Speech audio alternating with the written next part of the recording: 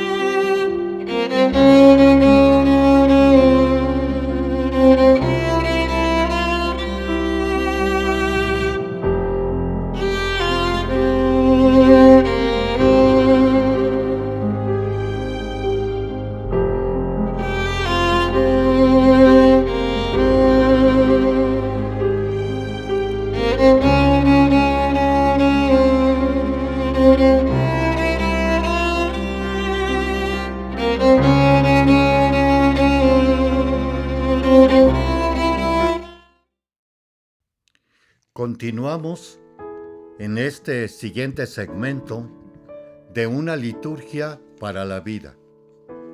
Estamos reviendo el Evangelio de ayer, domingo 20, y nos hablaba en el Evangelio: no vine a traer la paz, sino la guerra. Y estábamos entrando en la idea, por un lado, de lo que significa el fuego, lo que significa el bautismo de sangre, y también aquellos y aquellas que viven y vivimos este fuego, este evangelio, estos valores, cómo nos vamos a encontrar con varias dificultades en este caminar de la vida, que en otra hora el Señor Jesús, lo veíamos, se tuvo que enfrentar ante Pilato por la presión de los sacerdotes y autoridades, e igualmente el profeta de la primera lectura, Jeremías, e igualmente se enfrenta y es salvado por un etíope de poder morir en el pozo. Quizás, hermanos, esto nos parezca muy anticuado e histórico, y en nuestra actualidad no se presenten estas situaciones bastante alarmantes, pero bueno es revisar. Recientemente se hizo este conteo de todos aquellos religiosos, cristianos y católicos, que en un tiempo atrás, máximo 2 décadas, ha habido estos martirios. Lo último podemos nosotros ver recientemente, esta semana pasada, el señor obispo Rolando de Nicaragua, cómo está precisamente, entre comillas, aislado, pero prisionero en su casa episcopal. E igualmente lo podemos nosotros decir, hace poco, estos 2 padres jesuitas, y así podemos nosotros también volvamos a la época de la cristiada, 1928, 26 mínimamente, cómo está plagado de mártires, que desafortunadamente en nuestra historia mexicana está completamente borrado esta etapa. Es un agujero, es un agujero negro, como se dice hoy actualmente. ¿Con qué finalidad? Bueno es revisarlo y entenderlo.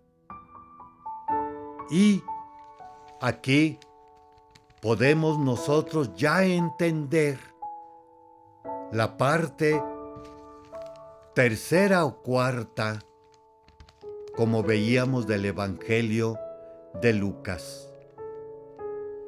¿Piensan acaso que he venido a traer paz a la tierra? De ningún modo. No he venido a traer la paz, sino la división. Y no quiero repetir lo que comentamos en el primer segmento. La división. División que hay muchas veces entre nosotros. Y que si esta división persiste, estamos muy próximos a un paso de que se den situaciones bastante desagradables y lamentables, como podemos ver, en los 2022 años que tiene nuestra iglesia cristiana y católica. 2022 años. Llena de grandes santos y santas, y también lleno de muchos mártires. De nuevo, revisemos el martirologio de México, sobre todo en la época cristiana.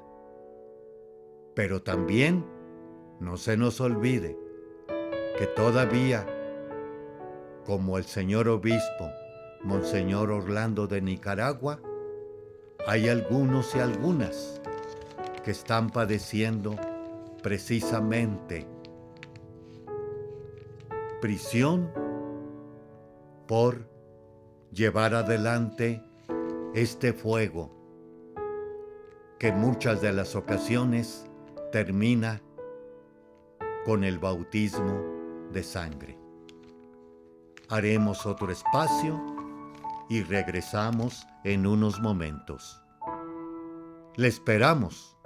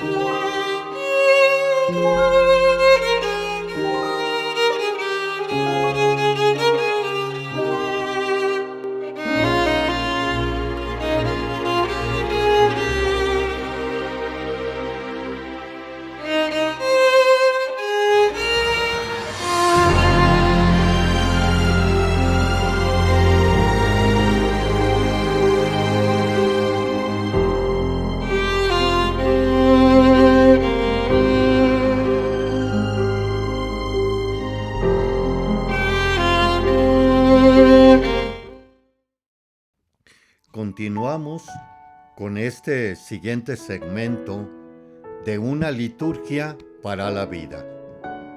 Vamos ahora a entrar en lo que es el equipo de liturgia.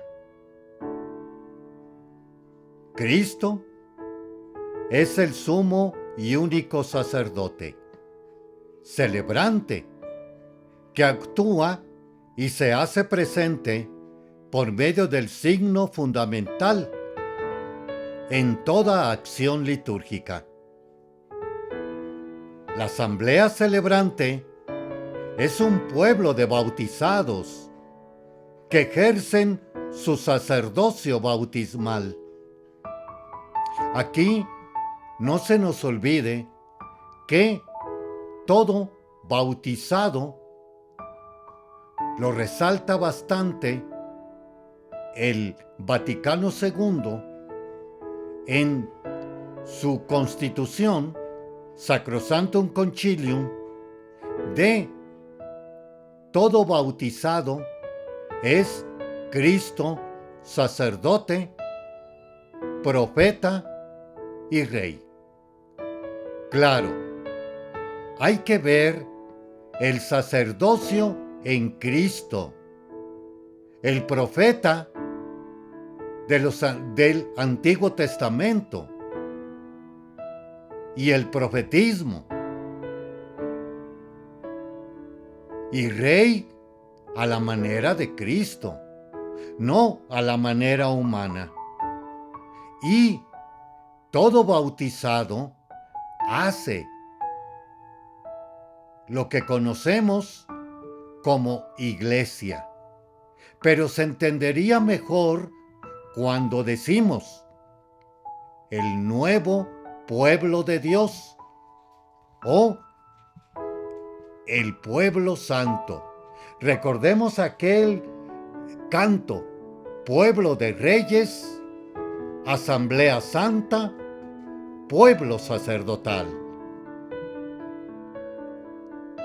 Y aclara, la asamblea celebrante es un pueblo de bautizados que ejercen su sacerdocio bautismal. Recordemos antes también en la Eucaristía. Se decía, ya muy poco se dice, oren hermanos, para que este sacrificio mío y de ustedes sea agradable a Dios Padre Todopoderoso. Se decía antes. Hoy muy poco oímos este diálogo con el pueblo. El obispo, presbítero, es el que actúa in persona Christi, en la persona de Cristo, y preside la asamblea celebrante, en la cual colaboran otros ministros ordenados como instituidos. Y aquí tenemos 4 partes de esta asamblea o de estos ministerios o servicios. Primero, en el altar está el diácono, el ministro de la Eucaristía, los acólitos, como también el sacristán. Segundo momento, el servicio de la palabra. El diácono, los lectores, instituidos o no, el salmista, el monitor y el animador. Tercero, el servicio del canto. El coro, el director del coro, el salmista y el instrumentista. Cuarto, servicio de la asamblea. Los ministros extraordinarios de la comunión. Los responsables de la colecta, de la presentación de los dones, encargados de la acogida, como también del orden, el técnico de la luz como del sonido. Y aquí vienen otros más, el de la limpieza, ornamentación, periódico mural, avisos y carteles, catequistas para la liturgia de la palabra con los niños, quien reparte y recoge el material como folletos, hojas. El equipo litúrgico se constituye con representantes de cada uno de estos 4 servicios. De nuevo, el del altar, el de la palabra, el del canto y el de la asamblea. Uno de ellos asume la coordinación, planifica las celebraciones y establece esquemas para cada uno y se encarga de la formación continua de los distintos ministerios, como también de la evaluación. Tareas del equipo de liturgia. El equipo de liturgia debe de estar caracterizado por el deseo de una colaboración fraterna, en la que cada uno ocupa su puesto con sus propias atribuciones. Recuerden aquella regla de oro en la liturgia. Hagan todo y solo aquello que se les ha encomendado. Que no seamos multiusos o hombres orquestas, sino que seamos responsables en cada uno de estos ministerios. De nuevo, hagan todo y solo aquello que se les ha confiado. Buena regla de oro para la liturgia, para las celebraciones.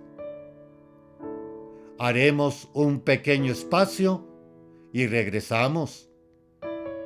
Pueden también encontrarme en Una liturgia para la vida en YouTube.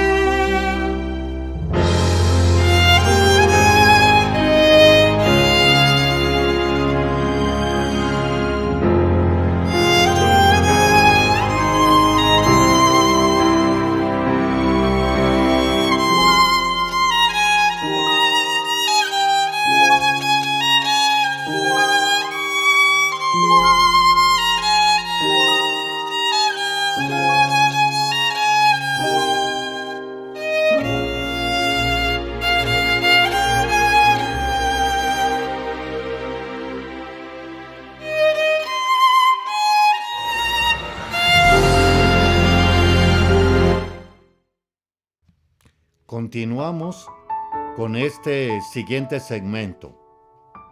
Ahora vamos a ver la tarea del equipo de liturgia.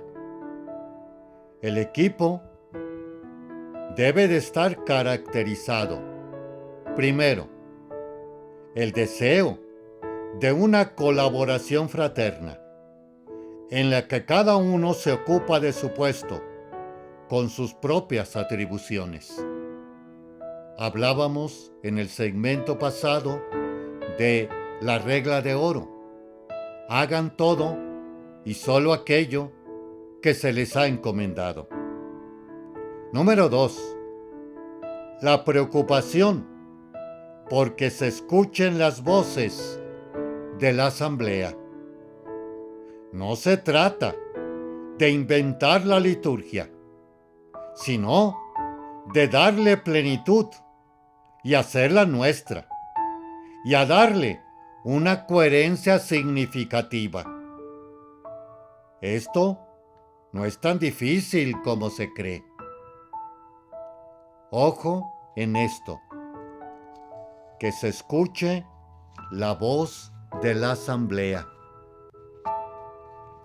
En esto, muchas de las ocasiones cometemos un error, sobre todo en los coros, en donde precisamente se cantan, se entonan cantos que solamente el cantor o el coro lo sabe, mas no la asamblea. Entonces, veíamos en otro momento que el coro es el que acompaña a la asamblea. Si no, se convertiría en una presentación o show de cierto artista que le estamos oyendo cantar, como algunas veces nos ha tocado por ahí que entonan el Ave María en latín, o también En la hora de comunión, el Panis Angelicus, latín. Pero también hay que recordar, en otro momento también se dice, cuando hay diversidad de lenguas, misa para los turistas es el latín entendido comúnmente en la iglesia. También hay que tenerlo presente. Número 3. Una preocupación remota y una preparación inmediata. Es indispensable preparar cada una de las celebraciones. Se trata de encontrar la forma de colorear los ritos según el misterio del día. Y este misterio, supongamos, celebramos un bautismo, debemos de darle la característica a la asamblea con los cantos y otros signos del bautismo. Por ejemplo, la aspersión en el tiempo de Pascua, que es cuando se pide que el sacerdote haga al inicio, en lugar del acto penitencial, la aspersión del agua como signo de nuestro bautismo de agua, como lo decíamos en el primer segmento de este día. Número 4. La ley del ritmo. Si la colecta económica, como también puede ser la procesión de ofrendas, que casi parece una pasarela de ofrendas, y ojo, todas para el Padrecito. Segundo momento, y si también se carga mucho la tinta o tiempo en la homilía o explicación de la palabra, la celebración queda falseada. El ritmo ayuda a dar sentido y coherencia a la vida, es decir, orientación y significación. Por ejemplo, a veces vemos todo un show en los matrimonios, hasta se están poniendo ya los planeadores de matrimonios, wedding planner. ¿Y qué nos dice lo de Hollywood? ¿Y qué es Hollywood? O Estados Unidos, mejor dicho. Protestantes. El show solamente. ¿Y la palabra? ¿Y la Eucaristía? El Padrecito dice la plegaria eucarística más breve, porque se alargó en la ceremonia del matrimonio y ya no se diga en la homilía. La ley del ritmo. Número 5. Resulta muy importante evaluar posteriormente una celebración, como la preparación, y se deben de reforzar el grado cuando se alcanzó o no el objetivo de esas celebraciones. Otra vez, 15 años, matrimonio, comunión, confirmaciones, bautismo. La tarea del equipo de liturgia es animar, construir la asamblea o iglesia, que el grupo de creyentes reunidos tome conciencia de su identidad y llegue a ser asamblea celebrante, sujeto protagonista de la celebración o comunidad eclesial o iglesia. Haremos otro espacio y regresamos.